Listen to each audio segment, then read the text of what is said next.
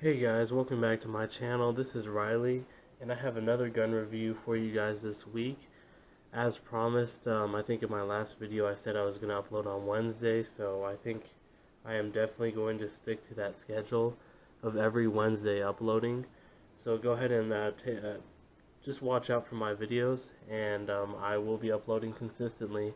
I'm pretty sure I have not even missed a week in the last couple months, so just watch out for my videos. This week we have a really cool gun we're going to review. It is the EAA Tanfoglio Witness. And now this is the polymer one, but they make this gun, they make really high-end versions that reach up to $500. And then they make kind of like entry models like this one right here.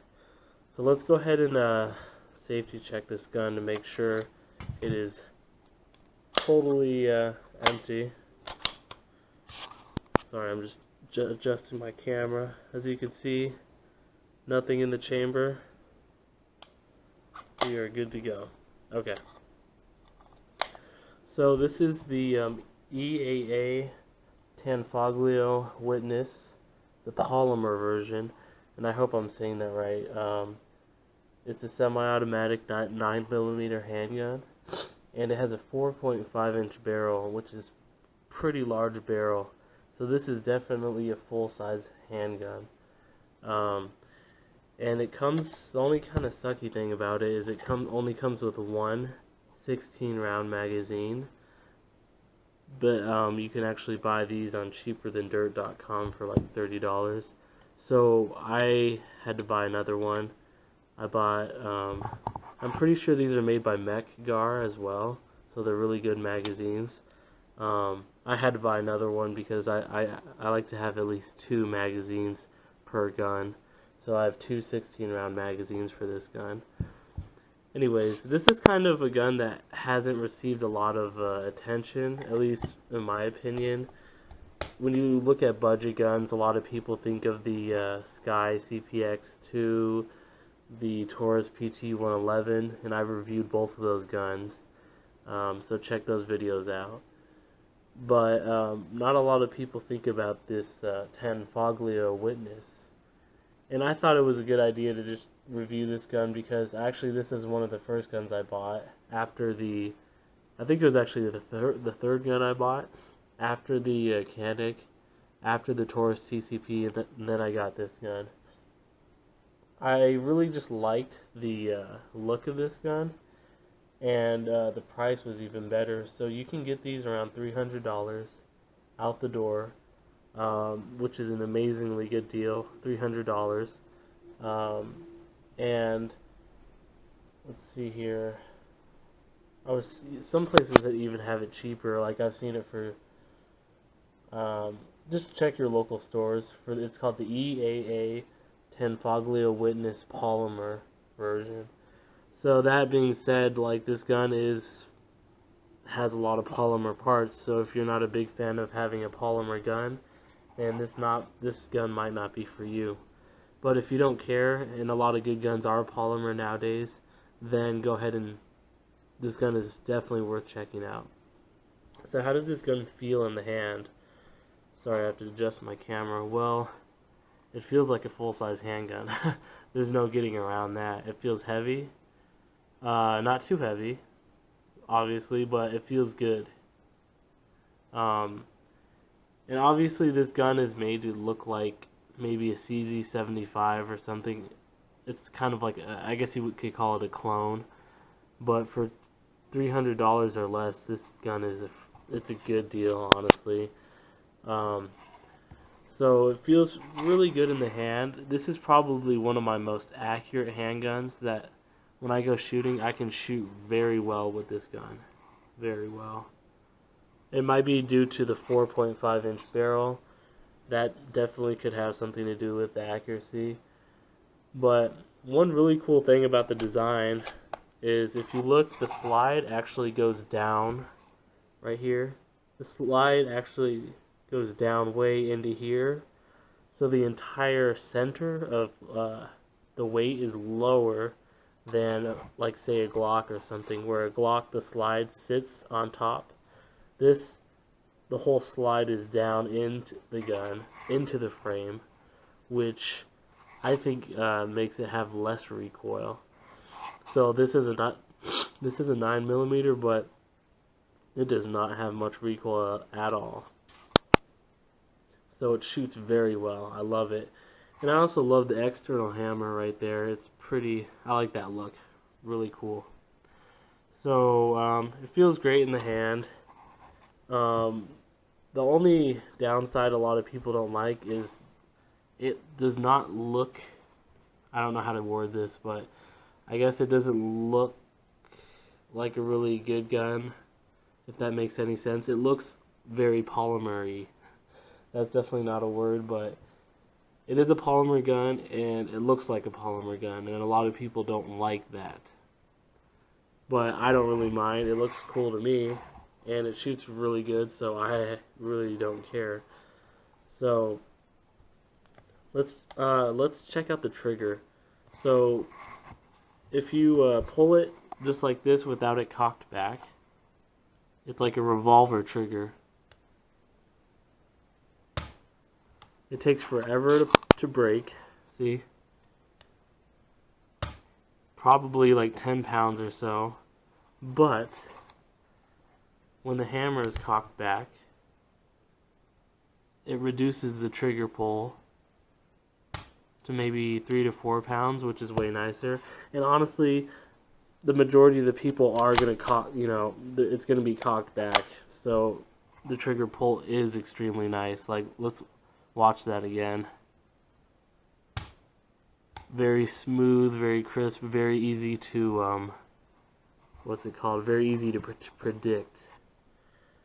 Now say you shot the gun and you want to see the reset. Well, let's watch for the reset. All the way up there. So one more time.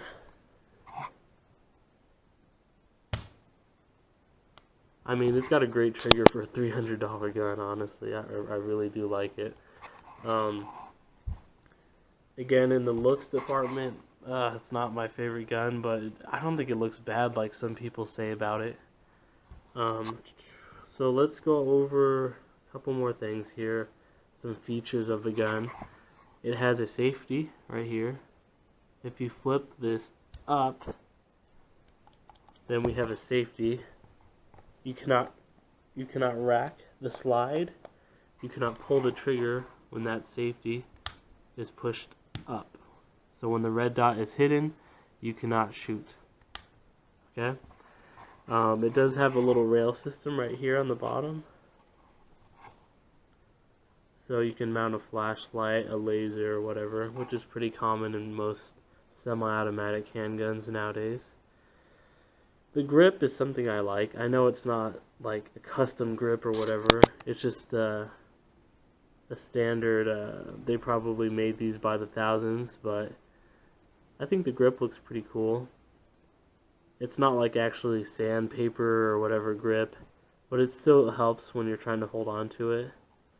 I think it has a pretty cool grip. And again, this is a full-size handgun, so you have lots of space to hold on to it with, onto the grip itself. So you don't have to worry about having a pinky extension or anything like that. The sights are nothing special, but nothing bad, so it's not like there's any problem with that. So how has the reliability of this gun been? Well, let me tell you. This gun has been, trying to get a different angle. I've only had a couple serious jams on this gun, or failure to fire, failure to feed. But it was because I was using cheap ammo, cheap steel ammo. But it wasn't, they were kind of weird jams. Like I had one jam that the bullet was literally stuck in the barrel, and I had to take the slide and barrel off and then knock the bullet out of the barrel. That was kind of weird. And then I've had other couple failure to feeds, but not too many. And after shooting about 200-300 rounds, I seem to have broken the gun in, and I fired several more, actually hundreds of more steel ammo through this without any jams. So just be aware that this gun might have a break-in period, but it hasn't jammed or hasn't had any more problems than a normal handgun that I've shot. But I would say after that small break-in period, you're not going to have any problems with this. And if you shoot only brass, PMC, American Eagle, Federal, then you're not going to have any problems with this most likely. So let's see here.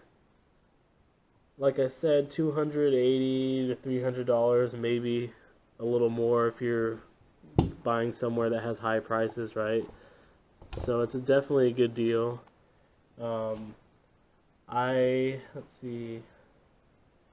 I am going to be including some shooting footage in this video following this tabletop review. So I think I'm just out in the desert shooting this gun a little bit just so you guys can see how it looks out there. Like I said, I'm not a professional shooter, guys. I'm not an expert. I just do this for fun. I just like kind of giving you guys my thoughts on these guns.